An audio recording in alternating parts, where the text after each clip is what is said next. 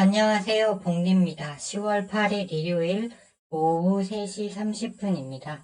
예, 이번 영상은 원래 월요일이 한국 증시 휴장이어서 쉬고 화요일 날 국내 증시 마감 후에 올리려고 했는데 주말에 하마스 이스라엘 기습 공격이 있었습니다. 그래서 이것이 증시에 줄 영향을 정리하는 김에 주요 뉴스까지 함께 정리를 해봤습니다.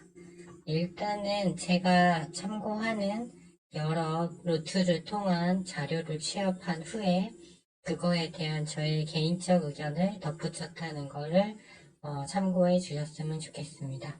자, 그러면 하마스의 이스라엘 기습 공격부터 보겠습니다. 일단은요, 무장대원이 200명 정도 들어왔고, 소형 로켓탄이 7,000발 정도가 넘어갔다고 해요. 그래서 이스라엘 네타냐후는 이거를 전쟁이라고 규정을 하고 보복 공격을 예상 중이라고 합니다. 결국 강대국이 이런 분쟁이 어떻게 될지를 원하는가의 그 의사가 중요하다고 봐요. 그래서 일단 미국의 입장부터 보면 일단 확전을 반대하고 있습니다. 미국은 겉으로는 이스라엘과 함께 하겠다. 그리고 이제 무기 지원도 한다고 했지만 일단 확전을 반대하고 있는 걸로 보여져요. 왜 그러냐면 사우디를 중심으로 한 탈랍 패권을 구축해 놨고 그런데 이것이 현재 브릭스 국가들이 러시아 우크라이나 전쟁 이후 뭉치면서 중국에 의해서 위협받고 있는 중인데 이슬람 국가들끼리 싸우는 건 상관이 없습니다. 이스라엘을 뺀 예를 들면 시리아라든가 이란 자기네들끼리 치고받는 건 오히려 미국에 득이 되지만 근데 이스라엘과 싸우는 거는 좀 반대의 입장을 항상 취해왔어요. 일단 네타냐후 총리는요 현재 지지율이 매우 낮아서 이번에 총선도 겨우 이겼는데 극초경경파로 분류가 된다고 합니다. 그래서 가자지구, 이스라엘에 붙어있는 가자지구를 전면 공격하게 되면 시리아 등의 참전 가능성이 좀 올라간다고 해요. 그렇게 돼서 3차 대전 가능성이 높아지게 됩니다. 그렇게 되면 당연히 중동의 아직 석유, 국제 그런 원유 공급 시장에서 차지하는 비중이 크기 때문에 유가가 올라갈 거고 그러면 경제는 당연히 박살이 납니다. 그리고 이러한 것도 컨트롤하지 못한 미국의 위상이 크게 추락하겠죠. 그렇기 때문에 미국 입장에서도 확전을 바라고 있지 않습니다. 그리고 참고로 트럼프는 자신이 대통령을 하고 있을 때 이스라엘을 일단 묶어놓고 야 니네 아무것도 하지마 이렇게 해놓고 그 선을 이렇게 그은 다음에 이란이랑 니들은 알아서 살아라 라는 무간섭 원칙을 외교 논리로 채택을 해왔다고 해요. 그래서 이 공격이 있으니 트럼프가 바이든을 지금 맹공격하고 있다고 합니다. 그다음에 중국도 평화를 촉구했죠.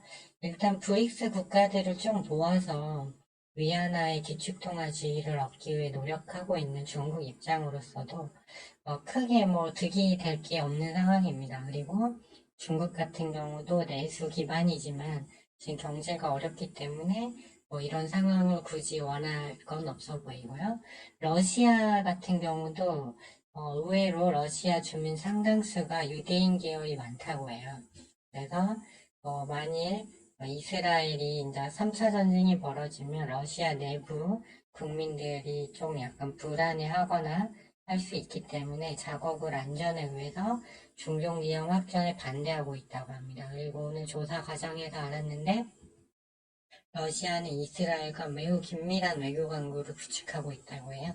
그래서 러시아도 평화를 촉구했습니다. 다만 중국, 러시아의 경우에 미국의 힘이 약할 경우 반대 이익이 있을 수 있으나 이보다는 경제 논리가 더 중요하게 작용을 할 것 같아요. 외교가에서 여러 분석이 나오고 있고 제가 오늘 여러 채널을 통해 분석을 했는데 가장 설득력 있는 이론은 이걸로 보여져요. 일단 네타냐후가 지지율을 높이기 위해서 공격을 어느 정도 인지하고도 방어를 제대로 하지 않았다는 설이 좀 유력해 보입니다.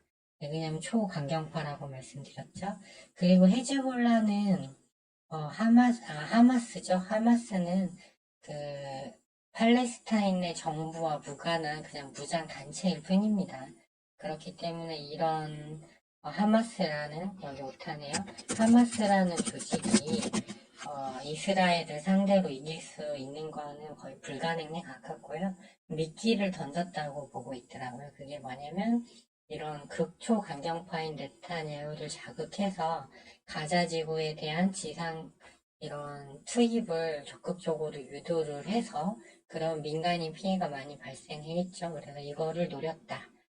그래서 이란, 시리아 등의 개입을 유발시키려는 전략이다. 이렇게 보는 게 제가 봤을 때 가장 합리적으로 보여집니다. 그다음에 사우디아라비아도 즉각적인 교전 중단을 촉구했는데요. 미국과의 관계 개선을 통해 핵무기 개발 등 미국의 지원이 필요한 상황입니다. 그래서 최근까지 석유 감산을 러시아와 함께 주도해서 미국을 좀 곤란에 몰아넣었지만 내년도에 석유 증산 의사를 어제 밝혔거든요. 유가가 계속 높으면 우리 사우디가 석유를 더 증산할게 해서 미국의 도움이 국가 안보를 위해서 꼭 필요한 상황입니다. 왜냐하면 사우디 같은 경우는 바다 건너편에 이란이라는 가장 큰 적이 있고 또 나라 밑으로 예멘 쪽에 또 사우디를 공격하는 그런 무장 단체가 많은 상황이에요. 그래서 이렇게 중동 지역이 3차 대전으로 가게 되면 사우디에 결코 유리한 게 없습니다. 그리고 옛날에 중동 지역이 말 그대로 석유만 시추할 때랑은 상황이 달라요. 아랍에미레이트라든가 그 다음에 사우디 같은 경우 다 이제 어느 정도 이쪽은 경제 개발을 많이 해놓은 상태이기 때문에 절대 이거를 원치 않는 상황입니다. 그래서 결과적으로 미국이 가장 중요해요. 왜냐하면 이스라엘을 컨트롤할 수 있는 건 미국이니까. 그래서 아까 설명드렸듯이 이스라엘 대 중동권의 전쟁은 미국한테 득이 될 게 하나도 없습니다. 그래서 확전으로 가지 않게 말릴 것 같고요. 일단은 내일 유가, 저는 이제 그 고용시장보다는 유가를 더 중시한다는 거, 최근에 물가가 어쨌든 핵심이니까 유가 시장과 주식 시장이 어떻게 반응하는지가 중요하고요.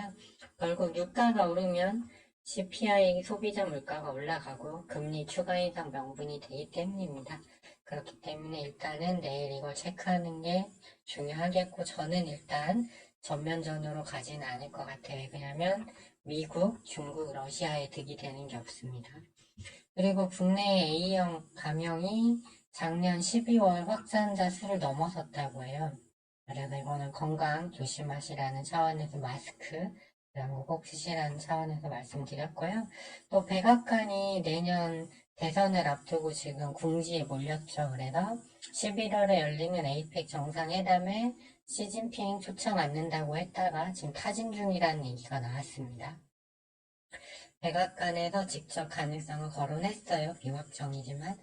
서로 주고받을 카드가 항상 국가 정상이 움직이기 전에 서로 주고받을 카드가 사전 조율이 돼야 됩니다.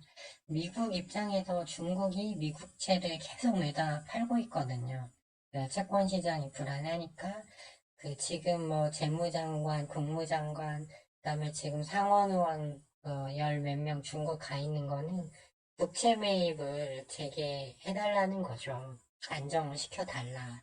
그런데 중국 입장에서는 이거는 얼탱이 없는 얘기죠. 지금 규제랑 규제는 다 하고 반도체, 제일 필요한 반도체까지 규제를 하고 있기 때문에요. 그래서 이 두 카드가 서로 교환이 가능합니다. 다만 미국 국민의 거의 70%는 중국에 대해 좋은 감정을 갖고 있지 않고 미국 패권에 대항할 수 있는 유일한 국가가 중공이기 때문에 이게 이루어질 가능성은 좀 낮지 않나 이렇게 보여집니다. 그리고 이제 하원의장 선출 관련인데요. 누가 되든 공화당 내 트럼프 지지 세력이 될 겁니다. 그리고 의회 차원에서 우크라이나 지원은 이제 점점 어려워질 거죠. 그래서 유럽에서 이런 상황을 고려해서 주말에 뉴스가 나왔어요. 유럽에서 이제 이 의회에서 부결된 후에 바로 유럽 재무장관들이 외무장관들이 우크라이나로 날아가서 추가 지원을 약속했지만 그 다음날 나왔습니다. 미국이 지원액을 줄이면 그 부족분을 유럽이 채울 수는 없다라고 미국이 경고를 했어요. 그리고 미국은 7월부터 사실상 우크라이나 지원을 현재 멈춘 상태거든요. 근데 이스라엘 문제 터지니까 60억 달러 바로 지원을 약속했어요. 그러니까 이거는 줄 수도 있는데 안 준다는 걸로도 해석이 가능하겠죠. 그래서 평화회담 가능성은 점점 높아지고 이는 세계 증시에 나올 수 있는 큰 호재다. 왜 그러냐면 그러면 유럽 물가가 회복이 돼서 유럽 경기가 다시 살아날 것이고 전 세계 물가가 내려오면서 미국은 금리나 명분이 생길 것이기 때문입니다. 그러니까 이게 중요하고 이거는 어떻게 이제 많이 3차 대전으로 가면 증시는 이제 볼 것도 없죠. 네, 급락이겠죠. 그럼 이제 시장이 떨어졌을 때 돈을 버는 상품으로 갈아타야 되지만 아직은 그 정도는 아니라고 보고 있고요. 그다음에 국내 증시 공매도 잔고가 역대급을 찍었다고 해요. 증시 하락 구간을 이용해서 공매도 금액이 최고치를 찍은 거죠. 이 사람들은 수익이 떨어진 만큼 나 있겠죠. 신용잔고가 얼마 전 21조 2천억, 4천억 육박할 때 공매도 입장에선 이건 손쉬운 먹잇감이라고 말씀을 드렸어요. 근데 다시 지금 신용잔고가 19조 원대 초반으로 내려왔고 이 지금 하마스 공격이 나오기 전에 미국장이 의미 있는 이제 저점에서 올라오는 중이었거든요. 그래서 일단은 쇼커버링이 강하게 나올 수도 있다. 하지만 일단 이 하마스의 이스라엘 기습 공격 이게 나왔기 때문에 일단은 좀 사태를 지켜봐야겠지만 미국, 중국, 러시아가 3개국이죠. G3죠. 얘네가 원치 않고 있기 때문에 그리고 유럽은 미국 따라가니까 그리고 유럽 내에서도 그 이번 공격 이후에 이슬람들이 이제 이민을 유럽을 많이 왔는데 그 사람들이 고리 곳곳에서 약간 축제식으로 또 시위를 열었대요. 근데 이런 상황에서 여기가 확전이 돼버리면 유럽 내부에서도 정서가 많이 안 좋아지겠죠. 이제 유럽도 간다라고 보시면 됩니다. 경기도 안 좋은데 이런 일까지 생기면 강대국이 원하지 않는다. 그래서 이것은 어느 정도 보복 공격은 있겠지만 그 선에서 일단 끝날 걸로 보고 있습니다. 네, 지금까지 시청해 주셔서 감사하고요. 일단 장세 흐름이 이게 좀 영향이 있을 것 같아서 영상은 화요일이 아니라 내일 저녁 자정쯤 지나서 미국장 이제 점심장 시작할 때쯤에 한번 미리 상황을 보고 영상을 한번 다시 올려드리도록 하겠습니다. 그러면 남은 주말 잘 보내시고 연휴 잘 보내시고 저는 화요일 새벽에 영상을 갖고 다시 찾아뵙도록 하겠습니다.